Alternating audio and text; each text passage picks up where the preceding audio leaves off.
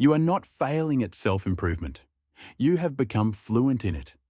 The pre-dawn alarm, the cold water, the journal splayed open to a page you fill with the architecture of a better you.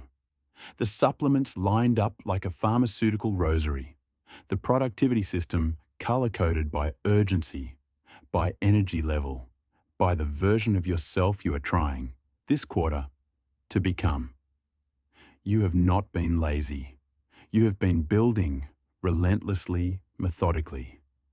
And still, in the smallest hours of the night, when the system is offline and the optimized self has retired and there is only you and the ceiling, something underneath all of it has not moved. Not an inch. You know this feeling. Not as a thought, but as a pressure.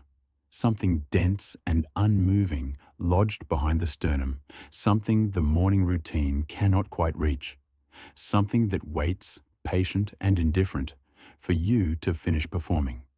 And here's the question. The self-improvement apparatus will never ask you, what if the building is the problem?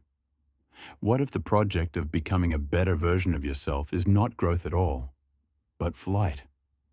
Carl Jung spent a decade inside the alchemical literature, not as a historian of obscure medieval chemistry, but as a psychologist watching the alchemists describe, in the encoded language of sulfur and mercury and the philosopher's stone, the same process he was witnessing in the consulting room, the transformation of the human soul. What he found, documented across the 12 volumes of his collected works and concentrated most sharply in psychology and alchemy, was this. The alchemists were not trying to manufacture gold from lead.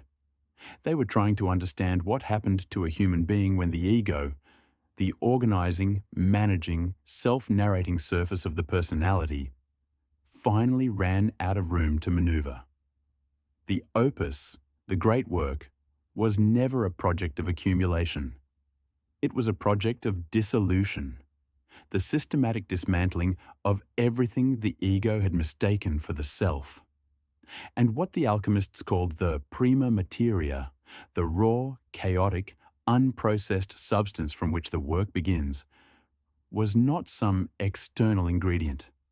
It was the unexamined psyche itself, the rejected parts, the unlived life, the shadow material the ego had spent decades managing, suppressing, routing around, and, in the modern iteration, optimizing away.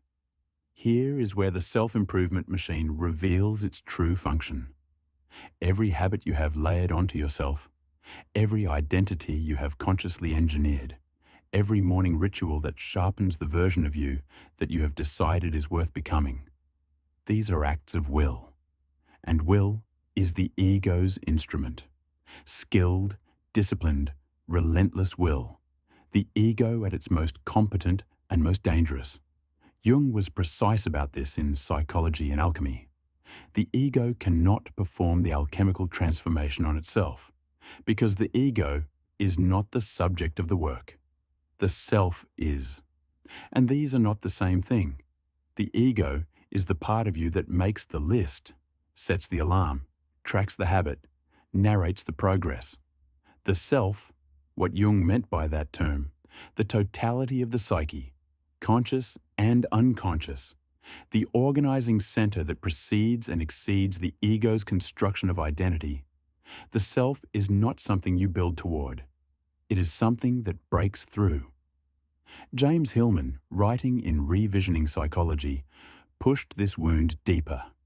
He argued that the psychological project of personality as construction, the deliberate assembly of a coherent, optimized, presentable self, is itself a symptom of what he called the loss of soul, the anima evacuated from daily life, image flattened into function, depth exchanged for performance.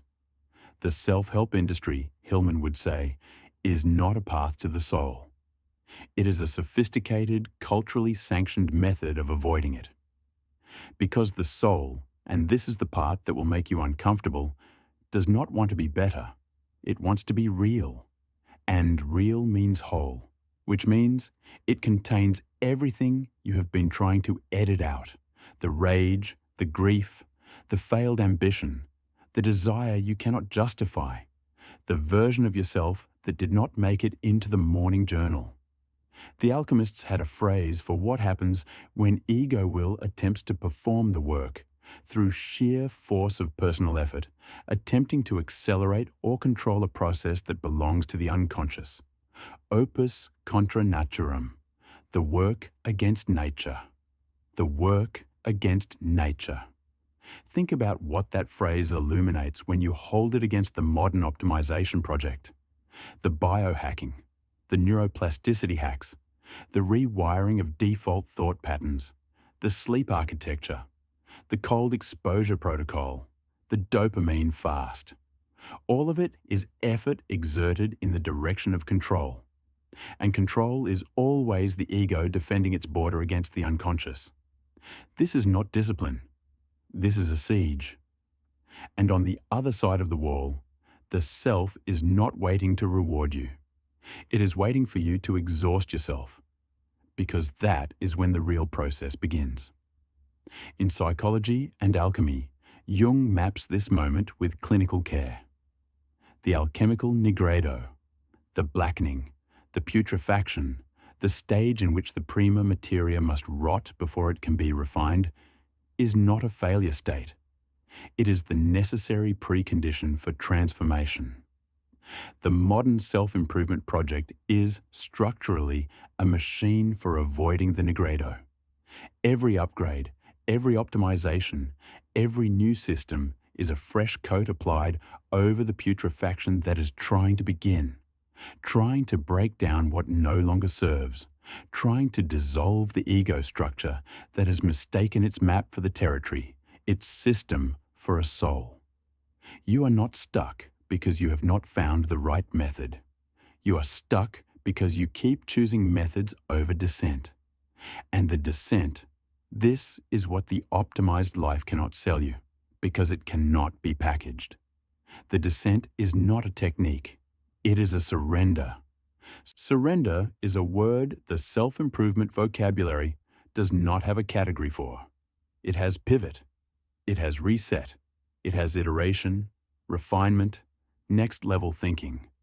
But surrender, the genuine article, not the performative letting go of the wellness industry.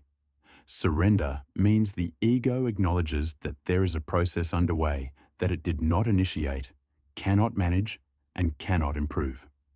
In psychology and alchemy, Jung describes the relationship between the ego and the self in the alchemical process as analogous to the relationship between the individual practitioner and the work itself. The practitioner does not create the transformation. The practitioner participates in it by getting out of its way. This is not passivity. It is the hardest thing the ego will ever be asked to do, to stop being the author.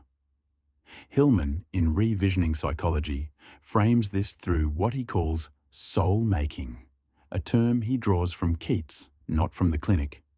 The idea that the psyche deepens not through optimization, but through pathologizing. His word for the soul's tendency to express itself through difficulty, symptom, and defeat. The depression that will not lift despite the routine. The relationship that collapses despite the communication frameworks. The career that empties out despite the promotions. These are not malfunctions. They are the soul's curriculum, the prima materia asserting itself against the ego's program. What the soul wants from your suffering is not resolution. It wants depth. And depth, this is what the alchemists spent lifetimes trying to articulate, and what the self-help industrial complex has spent decades trying to sell you a shortcut through. Depth is not a destination. It is a direction. Down. Not toward the better version. Toward the real one. The one who does not need to be optimized because it has never been the product. The one that was present before the first self-improvement book. Before the first journal entry written to a future self. Before the first decision to become something other than what you already, uncomfortably, are. Jung's great discovery in psychology and alchemy The thing that makes it still quietly devastating to read is that the alchemists were not writing about a process you could perform on yourself with enough knowledge and enough will. They were writing about a process that performs itself on you, if you stop interfering. The philosopher's stone was never manufactured. It was liberated. And what had to be liberated from was not ignorance or laziness or the absence of discipline. It was the relentless, exhausting, culturally celebrated tyranny of the ego's insistence on authoring its own transformation. The journal is still on the desk. The alarm is still set. And something beneath all of it has not moved. Not because it cannot, but because it is not waiting for your next system. It is waiting for you to stop.